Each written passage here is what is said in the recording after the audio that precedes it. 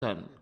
L'or perd 2,13% par rapport à la semaine précédente à 1627,62 $ l'once. Notre expert nous éclaire cette semaine sur la question de l'entrepreneuriat et du panafricanisme, une contribution à la redynamisation de cette Afrique conquérante.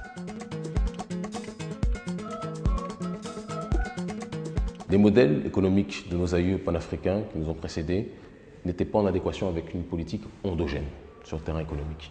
Des gens comme Kwame Nkrumah étaient dans ce qu'on appelle le marxisme. Des gens comme Julius Nyerere étaient dans ce qu'on appelle le socialisme. Et des gens comme Thomas Sankara étaient dans le tiers-mondisme, avec donc un volet sur le terrain économique qu'on pourrait qualifier de proto-altermondialisme. Aujourd'hui, on se rend compte que ces démarches-là ne sont pas liées à nos paradigmes, et donc par conséquent, les solutions que nous proposons doivent s'appuyer là aussi, encore une fois, sur des constatations. Et la constatation que nous considérons comme telle, en tout cas, est la suivante. 90%, ce sont les chiffres de la BAD, de la Banque africaine de développement. 90% des démarches entrepreneuriales sur le continent africain sont situées dans le cadre des PME, PMI, petites et moyennes entreprises et petites et moyennes industries. Nous constatons que malgré que 90% de ces démarches entrepreneuriales soient installées dans ce sérail-là, dans ce giron-là, elles ne sont pas assez valorisées. Quiconque qui se lève sur le continent africain, qui se lève tôt le matin pour aller travailler, se rend compte qu'au bord de la route, ou quel que soit le secteur d'activité, les Africains ne sont pas des personnes qui sont en manque de créativité. Tout le monde a envie de créer, tout le monde a envie de produire, tout le monde veut prendre en charge son destin.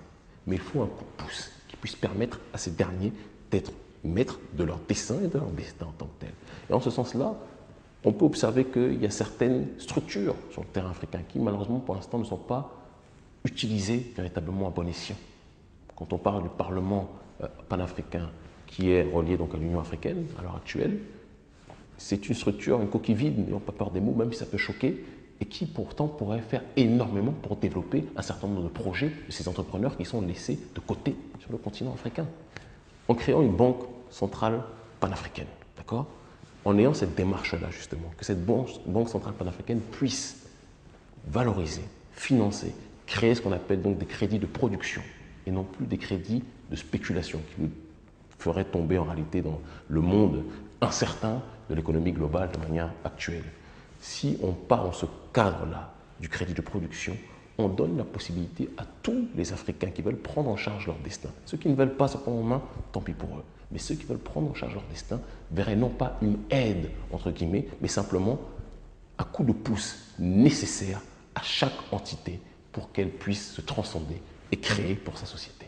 Voilà le cadre de situation dans lequel, et de réflexion dans lequel nous nous situons. Nous pensons que le panafricanisme économique de reconstruction doit passer essentiellement, de manière même quasi obsessionnelle, par la revalorisation et par le financement de ces PME et PMI qui sont l'avenir du continent. Vivement une Afrique économique unie. Nous vous remercions pour votre attention et nous vous remercions aussi d'avoir suivi ce magazine jusqu'à son terme. N'oubliez pas, pour vous remarquer,